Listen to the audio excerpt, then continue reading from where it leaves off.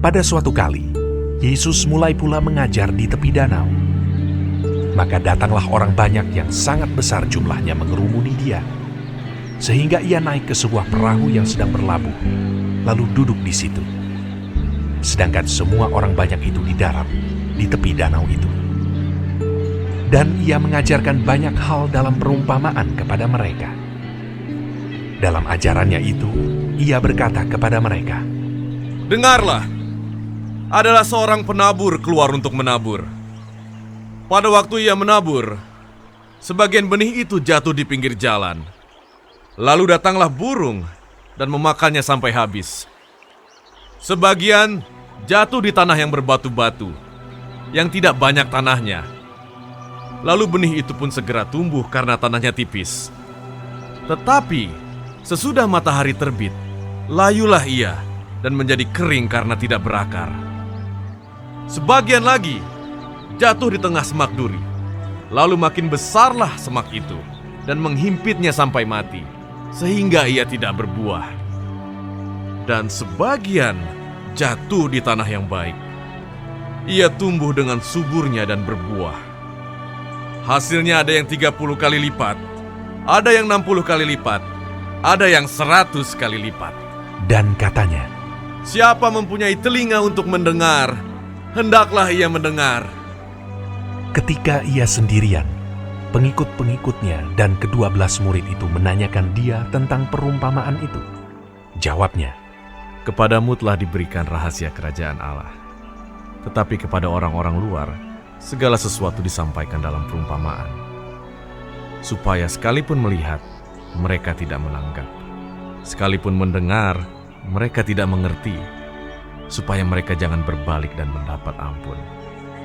lalu ia berkata kepada mereka, Tidakkah kamu mengerti perumpamaan ini? Kalau demikian, bagaimana kamu dapat memahami semua perumpamaan yang lain? Penabur itu menaburkan firman. Orang-orang yang di pinggir jalan, tempat firman itu ditaburkan, ialah mereka yang mendengar firman. Lalu datanglah iblis dan mengambil firman yang baru ditaburkan di dalam mereka. Demikian juga yang ditaburkan di tanah yang berbatu-batu. Ialah orang-orang yang mendengar firman itu dan segera menerimanya dengan gembira. Tetapi mereka tidak berakar dan tahan sebentar saja. Apabila kemudian datang penindasan atau penganiayaan karena firman itu, mereka segera murtad. Dan yang lain ialah yang ditaburkan di tengah semak duri. Itulah yang mendengar firman itu. Lalu kekhawatiran dunia ini dan tipu daya kekayaan dan keinginan-keinginan akan hal yang lain masuklah menghimpit firman itu sehingga tidak berbuah. Dan akhirnya yang ditaburkan di tanah yang baik ialah orang yang mendengar dan menyambut firman itu lalu berbuah. Ada yang 30 kali lipat, ada yang 60 kali lipat, dan ada yang 100 kali lipat. Lalu Yesus berkata kepada mereka, Orang membawa pelita bukan supaya ditempatkan di bawah gantang atau di bawah tempat tidur, melainkan supaya ditaruh di atas kaki Dian. Sebab tidak ada sesuatu yang tersembunyi yang tidak akan dinyatakan, dan tidak ada sesuatu yang rahasia yang tidak akan tersingkap. Barang siapa mempunyai telinga untuk mendengar, hendaklah ia mendengar. Lalu ia berkata lagi, Camkanlah apa yang kamu dengar. Ukuran yang kamu pakai untuk mengukur akan diukurkan kepadamu, dan di samping itu akan ditambah lagi kepadamu.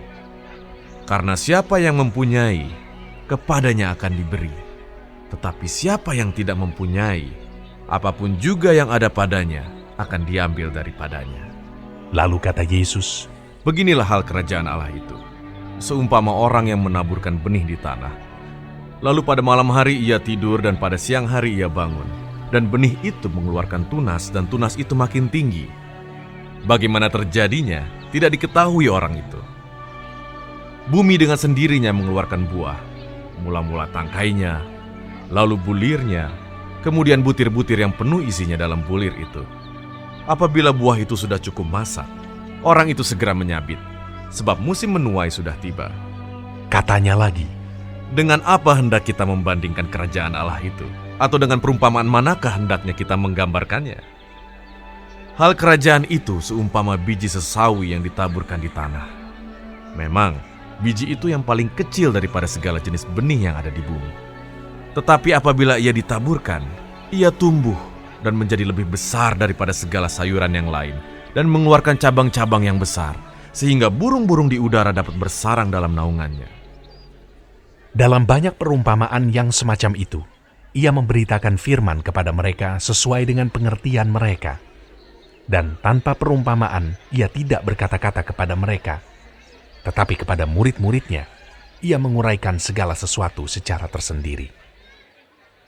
Pada hari itu, waktu hari sudah petang, Yesus berkata kepada mereka, Marilah kita bertolak ke seberang. Mereka meninggalkan orang banyak itu, lalu bertolak, dan membawa Yesus beserta dengan mereka dalam perahu di mana Yesus telah duduk, dan perahu-perahu lain juga menyertai dia. Lalu mengamuklah taufan yang sangat dahsyat, dan ombak menyembur masuk ke dalam perahu, sehingga perahu itu mulai penuh dengan air. Pada waktu itu, Yesus sedang tidur di buritan di sebuah tilam. Maka murid-muridnya membangunkan dia dan berkata kepadanya, Guru, kau tidak peduli kalau kita binasa? Ia pun bangun, menghardik angin itu, dan berkata kepada danau itu, Diam! Tenanglah!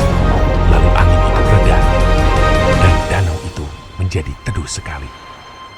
Lalu ia berkata kepada mereka, Mengapa kamu begitu takut? Mengapa kamu tidak percaya? Mereka menjadi sangat takut, dan berkata seorang kepada yang lain, Siapa gerangan orang ini? Sehingga angin dan danau pun taat kepadanya.